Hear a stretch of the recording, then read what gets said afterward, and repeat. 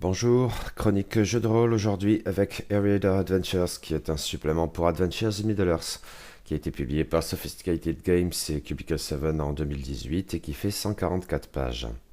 Je poursuis l'exploration de la gamme d'Adventures in Middle-earth avec le recueil de scénarios Eriador Adventures pouvant être envisagé comme une sorte de petite campagne, à ceci près que le lien est beaucoup plus relâché que dans Wildland Adventures. Ce supplément est la transposition des D5 du supplément Les Vestiges du Nord pour l'anneau unique, et il est intimement lié au supplément de contexte et de règles Rivendell Regent Guide, transposition quant à lui de Foncombe. J'avais livré une chronique très détaillée des Vestiges du Nord à l'époque, et les différences entre les deux gammes, système mis entre parenthèses que je ne me sentirais pas encore très bien de critiquer de manière approfondie.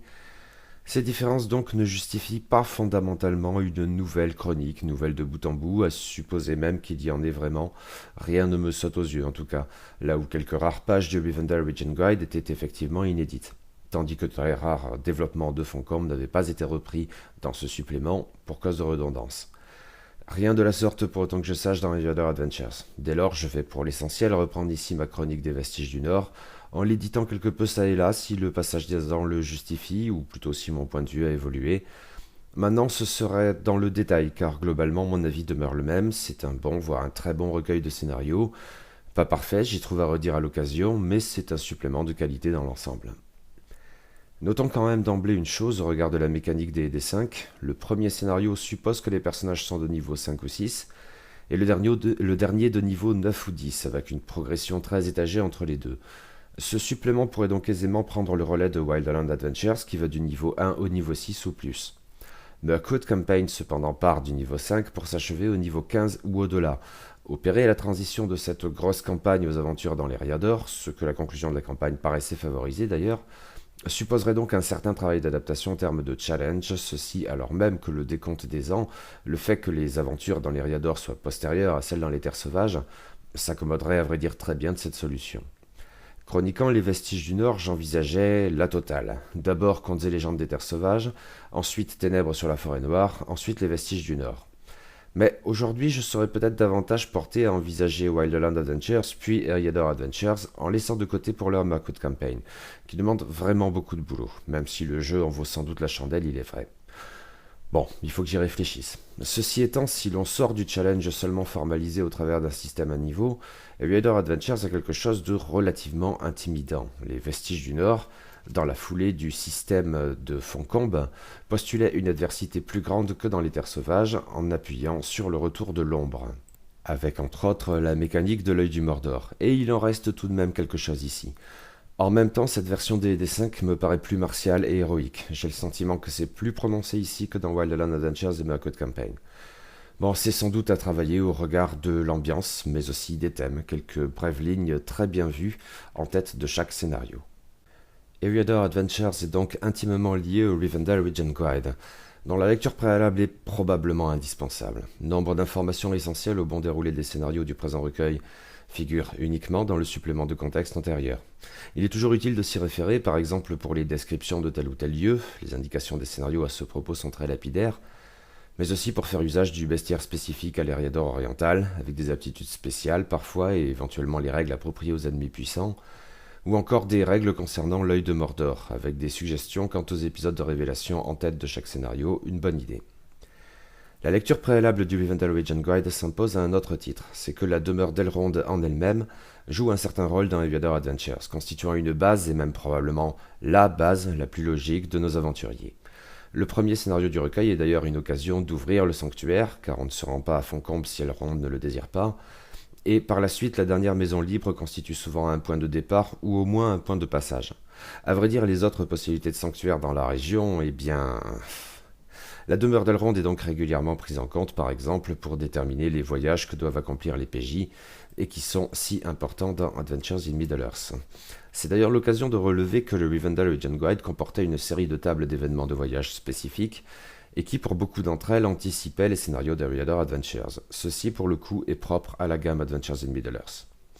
C'est aussi l'endroit idéal pour y rencontrer des PNJ tout particulièrement importants et pouvant faire office de garant, tel Elrond lui-même bien sûr, mais aussi Gandalf qui a son importance ici. Sur un mode plus anecdotique, on peut également y croiser d'autres célébrités de l'univers tolkienien, et notamment Bilbo, hélas pour le scénario du recueil qui m'emballe le moins. Tous sont à même de confier des quêtes aux héros, ce qui est forcément un peu artificiel, mais peut aussi, avec un peu d'application et de patine, participer de l'ambiance admirable du jeu, et nombre de conseils vont en ce sens. Allez, penchons-nous sur le cœur de la bête, les 6 scénarios constituant ce supplément, et qui peuvent donc être plus ou moins liés, même si plutôt moins que plus, ambiance et thème mis à part. Cet examen va impliquer un paquet de spoilers, alors amis joueurs oust, ne vous gâchez pas le plaisir. Le premier scénario s'intitule Nightmares of Angmar et est important à plus d'un titre. Non le moindre, il est destiné, pour partie du moins, à introduire en Eriador des personnages originaires des terres sauvages. Ça n'est pas totalement une obligation, on peut envisager de le jouer d'emblée à l'ouest des Monts Brumeux, mais cela nécessite alors pas mal de réécriture et je redoute que le scénario y perde une bonne partie de son sel. Ceci étant, ce scénario me paraît de toute façon problématique à cet égard. Objectivement, il est bon, et probablement même plus encore. Il est long, par ailleurs. Mais en fait, de premier voyage dans la région, il me paraît un peu too much. Que le scénario développe un long voyage d'est en ouest est à cet égard dans l'ordre des choses, avec les périls qui vont bien. Mais ensuite, envoyer d'emblée, paf comme ça, les PJ au cœur des monts d'Angmar, et même plus précisément à Carndum, tant qu'à faire, pour une entrée en matière, c'est un peu sauvage. Commencer par l'endroit le plus dangereux de la région. Il y a là un paradoxe à mes yeux, car les scénarios suivants, à l'exception du tout dernier, qui comprend lui aussi une séquence en Angmar, mais pas à Carndum, avant d'envoyer les joueurs du côté des Galgal, qui sont certes peu ou prou aussi redoutables, les scénarios suivants, donc, sont censés être plus difficiles, alors qu'ils impliquent des endroits a priori moins périlleux. Du coup, Carndum n'est peut-être pas aussi terrifiante ici qu'elle devrait l'être sur un plan technique, et ça, pour le coup, ça me paraît tout de même regrettable. Comparaison hardie peut-être, vous imaginez commencer le Seigneur des Anneaux en passant direct de la comté au Mordor, avant d'enchaîner dans cet ordre la Laurienne, le Mont Venteux et la Vieille Forêt pour un final dans la Moria, disons. Ceci étant, le scénario est bon par ailleurs, et peut-être même plus que ça. Son point de départ, à l'est des Monts Brumeux donc, est tout à fait intéressant. Il implique des hommes des collines du Gundabad, un peuple chassé de l'Eriador oriental pour s'être accoquiné avec Angmar. Le MJ est pour le coup invité à se référer au Revenian Region Guide en plus du Rivendell Region Guide.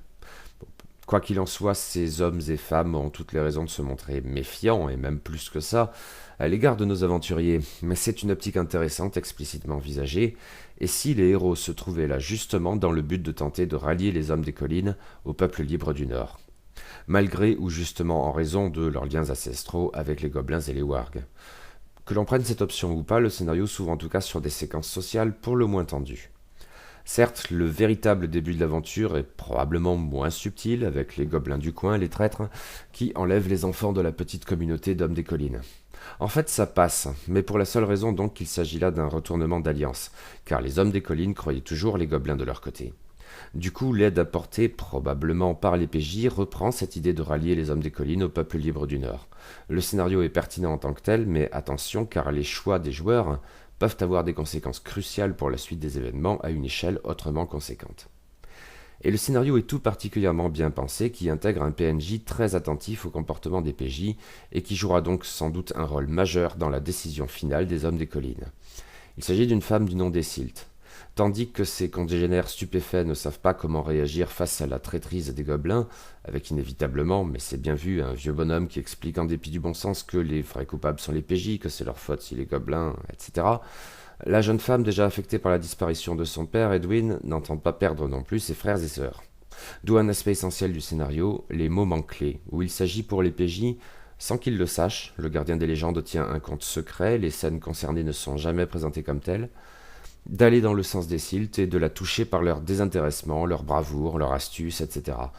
Disons-le, passer au milieu ces tests informels s'annonce difficile, et je doute que les PJ parviennent à remporter suffisamment de succès à cet égard pour rallier définitivement Silt et derrière elle les hommes des collines.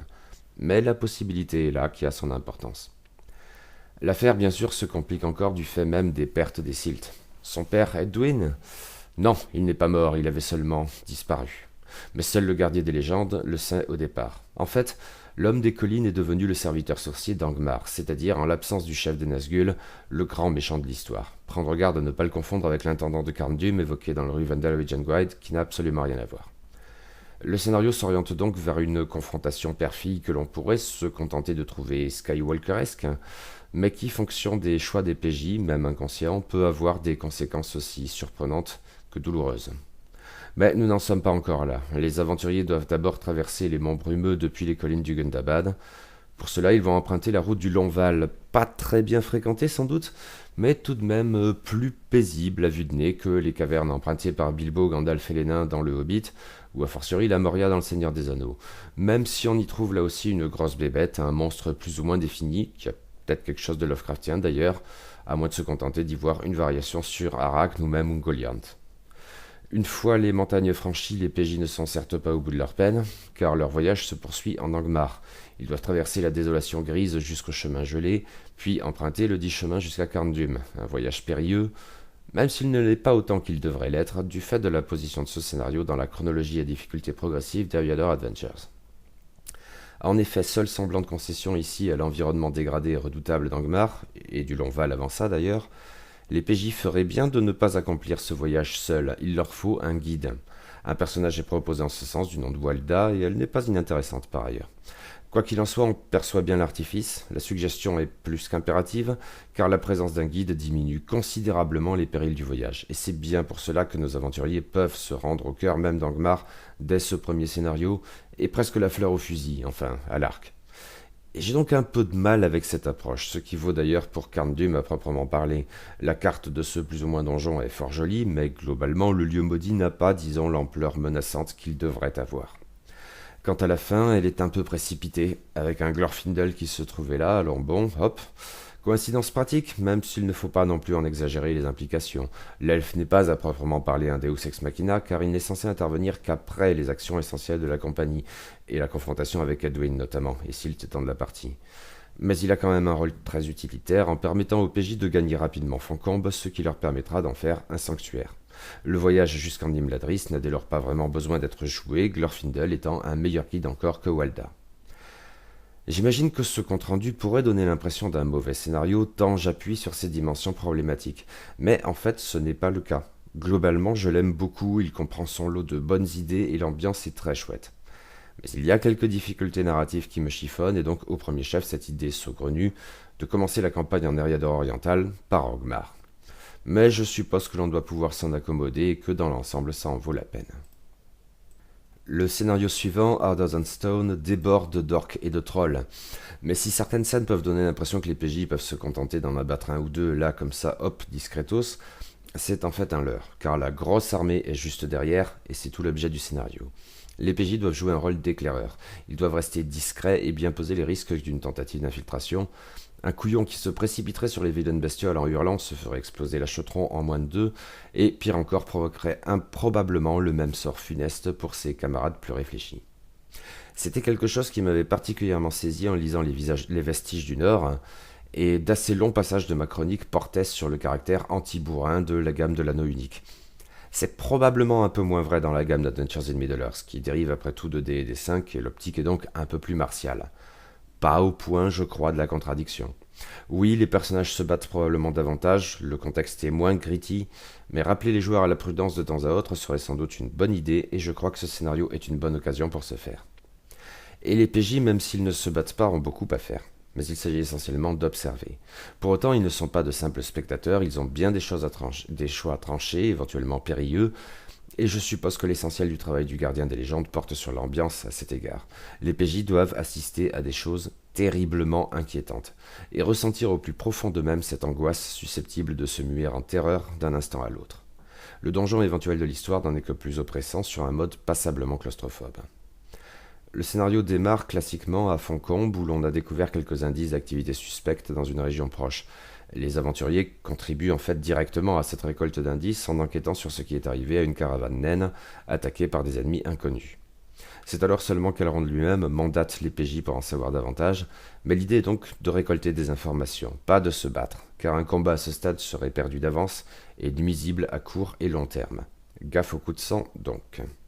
Indice ou pas, le grand méchant de l'affaire, un troll différent des autres du nom de capitaine Mormog, reste tout de même bien mystérieux, peut-être un peu trop. Mais c'est un antagoniste qui a indéniablement du potentiel, sur le mode intuable probablement. Mais les PJ peuvent faire une autre rencontre étonnante avec un PNJ très surprenant et qui peut devenir un allié de poids. Il s'agit de Feridrun, la chasseresse de l'Est, Une créature plus ou moins angélique à l'origine liée à Oromé, mais victime d'une cruelle malédiction de Sauron. C'est un moyen d'introduire dans ces récits du Troisième Âge des éléments renvoyant davantage au Silmarillion, etc., avec un personnage résolument hors norme, à bien méditer sans doute pour lui faire honneur, et à creuser, probablement, mais c'est donc assez intéressant. Un mot tout de même sur la dimension voyage de ce deuxième scénario. Rien de comparable peut-être à celui du premier scénario, dans l'absolu, puisque dans les faits le guide y contribue énormément à transformer le périple en balade, mais le voyage de Foncombe au Land d'Éten en plusieurs étapes est assez long et redoutable. J'imagine qu'il est crucial de la part du gardien des légendes d'appuyer sur l'ambiance très particulière de la région, véritablement découverte ici, Angmar étant un camp trop à part pour s'en faire une idée. Et son côté semi-désertique est sans doute essentiel. Un bon scénario, périlleux, mais justement, il doit inciter à ne pas se précipiter au combat. Encore que cette dimension me paraisse donc probablement moins marquée dans cette gamme des D5 que dans celle de l'anneau unique. Concerning Archers est un scénario bien plus court, probablement le plus court des Rider Adventures. Hélas, il est aussi à mes yeux le ratage de ce recueil globalement de très bonne tenue, et c'est sans doute d'autant plus regrettable qu'il partait de bonnes intentions sur un mode plus léger que d'habitude. Ceci étant, je serais peut-être moins sévère aujourd'hui que je ne l'étais à l'époque où je chroniquais les Vestiges du Nord. Je continue de penser qu'il est trop bancal en trop d'endroits pour véritablement fonctionner. Mais il y a indéniablement quelque chose à en tirer au plan de l'ambiance, qui mérite probablement qu'on y consacre quelques efforts. La brièveté de ce scénario est peut-être un peu trompeuse au passage. En fait, on peut clairement le scinder en deux phases. La première peut correspondre à la phase de communauté d'un scénario précédent, et la phase d'aventure de celui-ci, à proprement parler, pourra être retardée, car la mission n'a aucun caractère d'urgence. Simplement, si les PJ se trouvent à passer non loin de Fornost, eh bien ils pourront profiter pour y accomplir la quête que leur a confiée Bilbo. Puisque c'est bien le fameux Hobbit qui joue au donneur d'ordre ici, à Foncombe comme de juste. En fait, cela nous vaut une introduction assez amusante où le Hobbit se prend le chou avec un elfe sur une vieille histoire. Bilbo est formel, il y avait des Hobbits à la bataille de Fornost, une compagnie d'archers. Le vieux Touk l'a dit et c'est donc vrai. Mais l'elfe dénonce une imposture. Rien n'indique que des hobbits aient participé à la bataille. Il n'y a aucun témoignage sérieux en ce sens. En s'attachant à défendre ce point, Bilbo, comme le vieux Touk avant lui, succombe à une sorte de chauvinisme un peu navrant. Bilbo, toujours cordial mais visiblement agacé, demande alors aux PJ qui ont assisté à la scène de se rendre à Fornost et d'en ramener la preuve qu'il a raison, et qu'une compagnie d'archers s'est bel et bien battue à Fornost aux côtés des elfes et des hommes. L'idée est amusante, oui. Le problème, c'est qu'à mes yeux, elle ne tient pas vraiment la route, elle n'est pas très crédible. Foncombe est un lieu de connaissance, c'est probablement même le plus important de toute la Terre du Milieu. Et l'anecdote de Bilbo ne se trouverait nulle part, même pour la contester. La transmission des hauts faits du passé est proprement une mission de la dernière Maison Libre. Les chroniques sur la bataille de Fornost ne peuvent qu'y abonder. Mais cela va en fait bien au-delà. À Foncombe même réside nombre de témoins de première main, des elfes qui ont participé à la bataille, et qui devraient donc très bien savoir ce qu'il en est. Certains sont même expressément cités, comme Glorfindel, rencontré par les PJ lors de Cauchemar d'Angmar. Mais seulement pour dire qu'ils ne se souviennent pas ? Je n'y crois pas. Je suppose qu'on pourrait y voir un thème, portant sur la nature du savoir, la détermination de ce qui fait l'histoire, les points de vue qui biaisent plus ou moins consciemment les chroniques du temps passé, et en tant qu'amateur d'histoire, cela pourrait ou même devrait me parler. Seulement, en l'espèce, je ne parviens pas à y croire. Et si ce point de départ est original, comme une manière sympathique de respirer entre deux gestes épiques, et justement d'une certaine manière pour questionner ces dernières, ce qui est plutôt bien vu, je bloque quand même d'emblée sur son côté mal foutu. Je suppose que l'on pourrait peut-être s'en accommoder. Hélas, le reste du scénario, la phase d'aventure à proprement parler, est à peu près aussi balourd en ce qui me concerne. En effet, à Fornost, même si le scénario suggère forcément de délayer un peu, je doute que l'artifice trompe qui que ce soit. Bientôt, les preuves s'accumulent les unes après les autres. Et elles ne font que confirmer, à mon sens, pas tant la présence des 10 archers hobbits que le caractère hautement improbable de l'amnésie des elfes les concernant. Ou peut-être plus encore des Dunedain, d'ailleurs, qui arpentent depuis des siècles ces terres pour en ramener semblé des informations à Foncombe. Si les PJ, pourtant pas forcément des experts en archéologie ou même en investigation, rassemblent aussi vite autant de certitudes, il est assez invraisemblable que l'on ne trouve absolument rien à ce propos à Foncombe, que ce soit pour appuyer la thèse de Bilbo ou pour la contester. La thématique éventuelle du biais des chroniqueurs dans l'établissement de l'histoire atteint en fait vite ses limites. Puis le surnaturel se met de la partie de manière toujours assez balourde. Figurez-vous qu'il suffit de s'attarder la nuit dans les ruines de Fornost pour que très précisément les archers hobbits fassent leur apparition. Et décidément, je trouve ça absurde, même si la scène n'est pas totalement inintéressante. Il y a peut-être de quoi faire avec les réactions des PJ au volet de flash fantômes, mais le trait demeure assez grossier. Et même en prenant en compte ces rares réussites temporaires, le scénario patoche toujours un peu plus dans la lourdeur et l'invraisemblance. Le vase a débordé depuis longtemps, inutile de chercher quelle pouvait bien être la goutte d'eau. Mais quand le fantôme de Rufus Took lui-même se rappelle qu'avec sa petite chanson, on en est au stade du seau d'eau qui fait déborder un autre seau d'eau en foutant partout. Voilà, une histoire d'archer est à peu près aussi lourd que la métaphore à la con que je viens de commettre. Ce qui en dit long, non? Décidément, ce scénario, je n'y arrive pas. Je le trouve raté, au moins médiocre, peut-être même carrément mauvais, et c'est bien dommage. Heureusement, ce mauvais moment passé, le niveau du recueil remonte radicalement et il a encore à nous offrir des choses très intéressantes et par ailleurs assez diverses. En témoigne déjà The Company of the Wayne, même si je ne suis pas bien certain qu'il s'agisse d'un scénario à proprement parler. En fait, l'envisager ainsi n'est pas sans risque, peut-être, mais surtout si l'on enchaîne les épisodes de Harry Adventures, encore une fois, il vaut mieux diluer l'ensemble. Le problème autrement résiderait pour partie dans une vague redondance, notamment avec Plus dur que pierre, mais Cauchemar d'Angmar pouvait déjà aller dans ce sens. Les joueurs y sont amenés à observer des menaces grandissantes dans l'ombre et l'idée d'un assaut frontal est déconseillée, même si dans le cas présent un tel assaut ne serait pas aussi suicidaire que face aux orques et aux trolls de Mormog, et peut donc être envisagé à condition de bien s'y prendre. La singularité très appréciable de ce scénario, à cet égard, réside dans le fait que la menace en question émane non pas de Sauron et de ses agents, mais d'un tiers parti que l'on n'a guère eu l'occasion de mettre en scène pour l'heure, ou en tout cas sous cet angle. Saruman, qui commence à pencher dangereusement vers la corruption. Par ailleurs, on est à une échelle tout autre avec une petite bande suspecte, pas une armée gigantesque. Mais il vaut mieux diluer donc en envisageant pas tant d'une certaine manière la compagnie du chariot comme un scénario, mais plutôt comme un élément de contexte, car la dite compagnie est abondamment décrite et fournit un lieu, même mobile, et des PNJ intéressants, qui peuvent trouver à s'intégrer à plusieurs reprises, et somme toute assez naturellement, dans une campagne prenant l'Eriador oriental pour cadre. Par ailleurs, même en l'envisageant comme un scénario, la compagnie du chariot ne fait sens qu'en multipliant les phases d'aventure, au moins 2, peut-être davantage, ce qui à vrai dire ne m'incite que davantage à procéder ainsi que je vous disais. La compagnie du chariot est une caravane marchande qui longe le chemin vert en faisant des allers-retours entre Brie et Tarbad, ou ce qu'il en reste. On s'en doute, ce genre de caravane est très rare dans la région, qui a beaucoup souffert au cours des derniers siècles, au point de succomber à une forme de désertification. Mais la rareté de ces caravanes ne les rend que plus précieuses, et les hameaux disséminés le long du chemin vert n'en sont que plus ravis encore quand les marchands font halte près de chez eux. Ce qui a ses conséquences, la compagnie du chariot se rencontre dans la nature, loin de tout cadre urbain, même à l'échelle d'un village, hormis Brie éventuellement. D'assez nombreux PNJ, membres de la compagnie, sont ici décrits, avec, disons-le, une nette prédominance des sales types, mais suffisamment d'ambiguïté à côté pour qu'on ne les envisage pas unilatéralement comme des méchants, ce qui ne serait pas très raisonnable. On compte quand même quelques PNJ plus sympathiques dans le lot et plutôt réussis. Un Woz, notamment, exhibé comme un phénomène de foire, il a son pendant animal, un ours malmené par un dresseur abject, et un artificier ami de Gandalf et qui ne sait visiblement pas ce qu'il fait là. Tous deux peuvent susciter des histoires intéressantes au point, le cas échéant, de devenir des alliés des plus utiles. En fait, sans doute ces personnages plus sympathiques ont-ils un rôle moteur, en permettant aux PJ curieux de subodorer qu'il y a quelque chose de louche dans cette caravane.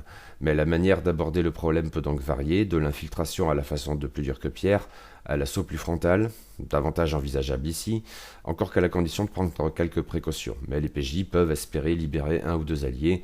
Se jeter dans le combat n'est donc pas suicidaire cette fois-ci, mais quand même périlleux, à mûrement réfléchir donc. Et à mettre en balance sans doute avec des scènes davantage tournées vers le social, dont un procès truqué assez savoureux. Globalement, j'ai bien aimé, c'est assez malin et intriguant. Mais j'y vois donc plutôt un élément de contexte, d'autant qu'il serait sans doute possible de l'intégrer à bien des créations personnelles, sans que cela ne sonne comme un artifice un peu bancal. On retourne à un scénario probablement un peu plus classique avec What Lies Beneath, mais ne pas y voir une critique de ma part, ce scénario est peut-être mon préféré du recueil. Mais certes, il a quelque chose de classique, tout particulièrement dans son introduction. Le point de départ est comme souvent Foncombe, où Maître Elrond demande au PJ de venir en aide à un rôdeur du nom de Iraval. Celui-ci est issu d'une bonne famille des anciens royaumes du Nord, et se désole que son manoir ancestral, enfin les ruines de son manoir ancestral, situé dans les collines venteuses, soient tombées aux mains de brigands, En fait, l'intérêt d'Elrond et des elfes dans cette affaire est sans doute un peu limite honnêtement, mais libre aux gardiens des légendes j'imagine de trouver comment rendre la chose plus convaincante. Par ailleurs, Iraval n'est pas très sympathique. Le bonhomme est arrogant, sans doute bien trop sûr de lui, et porté au coup de sang, ce qui, une fois de plus, peut rapidement s'avérer fatal. Or, il y a ici un biais, parce que les événements ne coïncident en fait pas au récit d'Iraval, sans qu'il y en ait forcément conscience. Il n'est pas à proprement parler un menteur, mais il se trompe. Et cela, les PJ devront le déterminer par eux-mêmes. En effet, les brigands du manoir n'en sont pas. Ce sont des aventuriers comme les PJ. Enfin, des aventuriers débutants. L'idée est très bonne et très amusante à sa manière, sauf que l'amusement cède bientôt la place à la crainte, voire à l'horreur, et le scénario perd bientôt son caractère presque wink-wink nudge-nudge pour devenir d'une extrême gravité et poignante d'une certaine manière. Au fond, c'est un scénario parfaitement déprimant. Et en cela, il s'accorde très bien à l'ambiance globale du jeu et peut-être tout particulièrement de cet entre-deux dans l'Eriador oriental, où l'on devine, mais sans pouvoir y faire grand-chose, que l'ombre grandit sans cesse et que les lendemains ne chanteront pas. Nulle blague ici en fait, mais une des plus belles illustrations de la thématique de la corruption dans toute la gamme. Car Iraval, pas forcément un mauvais bougre à la base, et certainement pas conscient de ce fait, est corrompu par l'esprit vengeur d'un de ses propres ancêtres. Or, le fantôme dans ce manoir où bien trop de monde s'entasse peut aussi exercer son pouvoir sur d'autres personnages, qu'il s'agisse des PNJ aventuriers ou des PJ aventuriers. L'approche des brigands n'est déjà pas évidente, et il y a un monde entre la franchise, l'infiltration et l'assaut. L'idéal serait sans doute de jouer la dimension sociale du scénario en confrontant verbalement PJ et PNJ, mais le risque est très élevé de ce que la rencontre dérape à tout moment. D'autant plus que Iraval est proprement incontrôlable. Dans cette complexe affaire, les alliés ne sont pas forcément ceux que l'on croit, les ennemis pas davantage, et tout incite à ce que la rencontre vaguement ambiguë tourne à la boucherie, alors même que les PJ ne le désirent pas. Mais nul dirigisme pour autant. Plusieurs éventualités sont envisagées, les PJ peuvent agir et le destin faire des siennes. C'est sans doute indispensable d'ailleurs pour comprendre la possession en jeu et la gérer au mieux. Mais ça marche très bien, sur le papier en tout cas. On se retrouve piégé dans un huis clos oppressant et profondément déprimant, où l'empreinte du mal saisissant les plus braves les amène au pire des prédations. Oui, c'est un scénario déprimant, voire dépressif, mais il est parfaitement approprié au contexte, bien conçu et tout à fait convaincant. L'ambiance est parfaite et le scénario est par ailleurs riche de sa diversité, car même dans un cadre ainsi limité, il offre des occasions de jouer l'infiltration, le combat, le social, la comédie, la terreur, la magie, etc. Ce sans virer au patchwork pour autant. Vraiment intéressant. Et peut-être un chouïa Lovecraftien d'une certaine manière. Nous en arrivons au dernier scénario d'Ariada Adventures, Shadows of the Teangorthad, qui est aussi très probablement le plus long, indéniablement le plus complexe et de loin le plus périlleux. Il s'étend sur au moins 2 années, et il est une fois encore tout à fait indiqué de le mêler d'autres scénarios de création personnelle le cas échéant. Par ailleurs, il implique de longs et périlleux voyages et comprend 3 parties optionnelles mais fort utiles, qui, là encore, peuvent donc s'en mêler à d'autres récits, jusqu'au terrible final du scénario et de la campagne. Cette fois, la mission est donnée par Gandalf lui-même, et oui, à Foncombe comme d'hab. C'est d'ailleurs une belle occasion de créer des liens éventuellement resserrés avec le magicien qui, à terme, peut faire un garant de poids, je suppose, et par ailleurs autoriser des entreprises de communautés spécifiques très intéressantes. Maintenant, cet aspect du scénario a sa contrepartie, qui est qu'au fur et à mesure que l'aventure progresse, les PJ risquent de se sentir un peu les larbins de Gandalf, sur un mode presque jeu vidéo, aller me chercher ça, aller voir un tel, jeter un œil là-bas, etc. Tout part de rumeurs étranges et inquiétantes portant sur les êtres des Galgal, ces créatures mort-vivantes dont on ne sait pas grand-chose si ce n'est qu'elles sont tout particulièrement redoutables. En fait, la seule chose qui permet de les gérer, entre guillemets, c'est qu'elles semblent se voir imposer des limites à leurs actions sans que l'on comprenne bien pourquoi. On ne les rencontre que dans les hauts des Galgal, seulement de nuit, etc. Et c'est bien le problème. Les rumeurs évoquent désormais des rencontres avec les êtres des Galgal en dehors des seuls tombeaux antédiluviens qu'ils hantent en principe, et parfois même en pleine journée. Ce qui a de quoi faire paniquer même les plus stoïques. Et si Gandalf ne va pas jusqu'à paniquer, du moins fait-il part de son inquiétude. Lui-même n'en sait pas beaucoup plus sur l'origine de ces spectres, mais derrière ce regain d'activité, il devine la magie du roi sorcier d'Angmar. Comprendre cette magie implique de comprendre la langue du Mordor, rarement employée. Mithrandir pense cependant avoir identifié une forteresse perdue dans les monts d'Angmar. Non, ce n'est donc pas Carndum, ce qui renvoie au premier scénario et à ses dimensions problématiques, entièrement dévolue du temps du roi sorcier à ses expériences magiques. À charge pour les PJ de s'y rendre et de rapporter tout ce qu'ils peuvent y trouver de rédigé dans la langue du Mordor, pour y déceler la clé des maléfices du roi sorcier concernant les êtres des Galgal. Je suppose que cette première quête peut laisser un peu sceptique. Elle a, je crois, un vague problème de crédibilité, même si pas au point d'une histoire d'archer. Encore que le postulat repose sur une vague entorse aux conceptions les plus tolkieniennes de la magie, telles qu'elles étaient exposées dans le Lore Master's Guide. Les sortilèges ne devraient pas, dans l'idéal, se trouver sur des parchemins. Ils ne sont pas, en principe, de nature académique. Mais le périple, cette fois très rude, pas de guide pour absorber les périls, du moins après que Gandalf laisse les héros seuls aux environs du Mangrabe. Ce périple donc vaut le détour, et une fois sur place, il y a du matériau pour des scènes efficaces sur un mode combatif, avec un grand orc hors norme et bien balèze notamment, ou de manière plus intrigante et angoissante, ce qui me botte davantage, en faisant intervenir la magie de la langue du Mordor, laquelle peut déboucher sur une forme de possession suintant la corruption. Les PJ retournent alors à Foncombe pour faire le bilan et mener des recherches sur place. C'est peut-être l'occasion de ménager une pause dans la narration, mais aussi de déterminer la suite des événements, car les dites recherches, à ne surtout pas négliger, fournissent les seules pistes possibles pour jouer 3 mini-aventures dites optionnelles, mais dont les conséquences pourront s'avérer capitales au moment de conclure le scénario. Bien sûr, ce côté pause, autant que les trames optionnelles, sont parfaitement indiqués une fois de plus pour diluer la campagne. Mais si les PJ s'appliquent, ils pourront alors suivre 3 pistes, donc. La première les conduit d'emblée dans les Galgal à proprement parler. S'ils s'y prennent bien, en s'y attardant pas la nuit notamment, ils ne courront pas forcément de risques, mais leur étude sur place leur permettra de comprendre des choses utiles concernant l'ancienneté des Galgal, la disposition des tombes, etc. Somme toute ce qui aurait pu ou dû se faire à Fornost dans une histoire d'archer, mais de manière autrement convaincante à mes yeux. La deuxième de ces intrigues optionnelles est peut-être la plus amusante. Les PJ vont ou retournent à Fornost, cette fois pour localiser une sorte de chambre forte mentionnée dans des écrits trouvés à Foncombe. Bien sûr, la cache au trésor, livresque, a été pillée, mais de fraîche date. Les PJ peuvent remonter la piste d'une bande de voleurs nains, personnages vraiment pas recommandables, sans être foncièrement maléfiques. Et il y a sans doute moyen d'en tirer des scènes de négociation fort sympathiques. Reste l'histoire de la Hobbit qui aurait survécu à une rencontre avec un spectre dans les Galgal elles-mêmes. La scène se déroule pour l'essentiel à Bree, et le village et sa région n'ont été décrits que dans un supplément ultérieur de la gamme, Bree-land Legend Guide, que je n'ai pas lu, et pas davantage son modèle dans la gamme de l'anneau unique. Je suppose que sa lecture pourrait se montrer utile et je ferai ça prochainement. L'entretien avec la petite fille Hobbit survivante aura surtout pour intérêt de déterminer l'existence d'une sorte de sanctuaire dans les Galgal, la tombe d'un prince elfique. Il s'agit alors de faire à nouveau le point avec Gandalf, qui a cependant une autre mission à confier au PJ et sans doute la plus problématique de tout le scénario, puisqu'il s'agit de rendre visite à Tom Bombadil. Guédol, tout ça. Tom Bombadil qui vit bien sûr dans la vieille forêt. Est-elle décrite à son tour dans le Bree-land Legend Guide? À lire les résumés, je n'en ai pas l'impression. Auquel cas, elle ne serait décrite dans aucun supplément et ce serait un peu dommage. Mais le vrai problème est ailleurs. Il réside en nul autre que Tom Bombadil lui-même. Un personnage fantasque et dont la séquence dans Le Seigneur des Anneaux soulève couramment la perplexité. Il est insaisissable, incompréhensible, on ne sait même pas ce qu'il est au juste, mais surtout, et quand bien même on devine en lui un immense pouvoir, peu ou pro divin, il n'est pas toujours évident de le prendre au sérieux. Et comment l'interpréter? La quasi-totalité de ses répliques ici sont rimées, et très franchement, je ne me sens pas d'improviser des alexandrins ou trucs au doigt mouillé. La rencontre est aussi problématique dans la mesure où, contrairement à ce que l'on pouvait supposer, et qui pouvait justifier, entre guillemets, que Gandalf envoie les PJ auprès de l'étrange bonhomme, il ne s'agit pas ici d'aller à la pêche aux informations sur les êtres des Galgal, tout proche par ailleurs.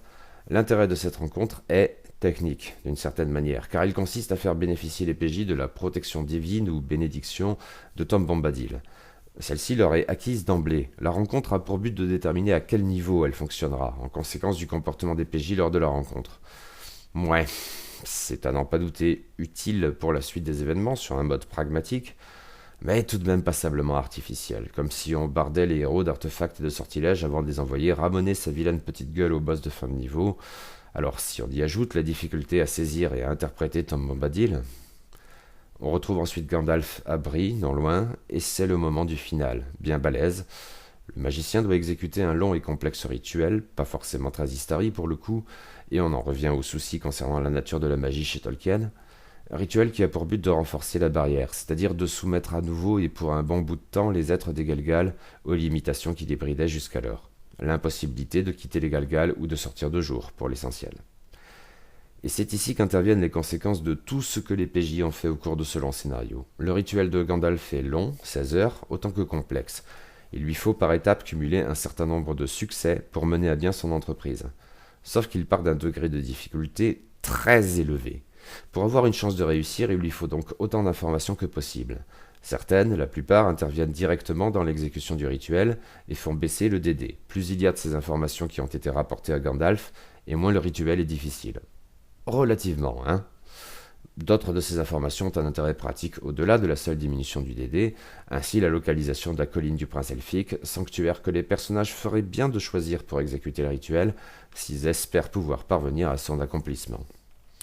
Enfin et surtout, il s'agit de se protéger, et tout particulièrement de protéger Gandalf, trop absorbé dans sa magie pour pouvoir lutter, contre des êtres des Galgal mécontents de la tournure des événements. Le magicien a certes disposé des brasiers, et il est en mesure de préparer quelques effets pyrotechniques de bonne aloi, mais la tâche de le protéger revient bien sûr pour l'essentiel au PJ. Et il est à souhaiter qu'ils bénéficient quant à eux de la bénédiction maximale de Tom Bombadil, sans quoi leur chance de réussite s'amenuise drastiquement. Car cet ultime combat est très difficile, qui fait intervenir un roi des esprits passablement costaud et toute une horde littéralement d'êtres des Galgal. Ceux-ci en principe sont d'abord contraints de garder leur distance, mais à mesure que les heures défilent, ils s'enhardissent et ce que le rituel progresse ou pas. En fait, il est à souhaiter qu'à ce stade le rituel est déjà bien avancé, parce que cela détermine le nombre d'êtres des Galgal qu'il faut anéantir pour que Gandalf arrive au bout de son sortilège élaboré. Il faut comprendre que les êtres des Galgal arrivent en nombre presque infini. Or, un seul de ces êtres peut déjà constituer un antagoniste de taille. Si les PJ l'emportent, c'est très gratifiant. Ils ont vraiment joué un rôle essentiel pour contenir une menace considérable. Mais le scénario envisage des résultats intermédiaires, des semi-réussites, mais aussi l'échec total et la mort de l'ensemble de la compagnie. Gandalf bien évidemment survit et revient alors plus tard avec une autre communauté pour achever ce qu'il avait commencé. C'est que tout cela est envisageable. Ce scénario n'est pas sans poser quelques problèmes, notamment son côté plus mécanique que d'habitude, son articulation chronologique à bien mûrir, et la scène avec Tom Bombadil. Dans la perspective me terrifie, je crois que c'est le mot. Mais il est globalement plutôt chouette, voire très chouette, notamment du fait de l'ampleur de ses implications et de la variété des situations qu'il autorise. J'imagine par ailleurs qu'un peu de travail suffira à rendre le scénario moins mécanique en le mêlant d'autres aventures, notamment, d'une certaine manière c'est fait pour, jouer le scénario en bloc me paraît nuisible à la qualité de l'intrigue. Mais sur ces bases, il y a donc de quoi faire. Sentiment qui vaut, je suppose, pour l'ensemble du recueil de très bonne tenue. Si l'on accepte le ratage très secondaire heureusement d'une histoire d'archer, Eriador Adventures comprend des scénarios assez variés, parfois classiques en apparence, mais comportant souvent des bonnes idées plus inattendues et à même de faire la différence. 2 scénarios au moins, le premier et le dernier, sont d'une ampleur conséquente qui permettent au PJ d'intervenir vraiment dans le déroulé des événements au niveau global de la Terre du Milieu, dans l'attente de la guerre de l'Anneau. 2 autres, plus durs que Pierre et la compagnie du chariot, même avec l'impression mentionnée plus haut qu'il vaut peut-être mieux envisager ce dernier scénario comme un élément de contexte, ces deux-là jouent davantage du registre de la suspicion et de l'infiltration, même si je suppose qu'ils permettent moins que leurs équivalents dans les Vestiges du Nord de repenser les notions d'héroïsme et de pragmatisme dans un cadre plus que jamais hostile, participant ainsi avec pertinence à la coloration grave et sombre du tableau d'ensemble. Le changement de mécanique a probablement un impact à cet égard, avec la tournure plus martiale du système des D5, mais avec un peu d'application, je veux croire qu'on pourra atteindre un objectif relativement similaire, en tout cas en termes d'ambiance. Le scénario restant, peut-être mon préféré donc, incarne ces divers éléments à une échelle microcosmique qui n'en est que plus saisissante pour les PJ, attaqués personnellement dans leurs valeurs. Notez par ailleurs que la plupart de ces scénarios jouent sur la peur des PJ. Il ne s'agit pas forcément d'horreur à proprement parler, quoique dans le premier et les 2 derniers ça pourrait se discuter en fait, mais cet effet très sensible me paraît vraiment bien vu. Un résultat très convaincant donc et qui s'accorde très bien au contexte du Rivendell Origin Guide en illustrant avec pertinence sa singularité. Je suppose qu'on ne pouvait pas attendre mieux. La suite de la gamme? Pour le moment, seulement le Brilliant Origin Guide, sauf erreur, et pour le coup un supplément totalement inédit en ce qui me concerne. Et donc, à bientôt.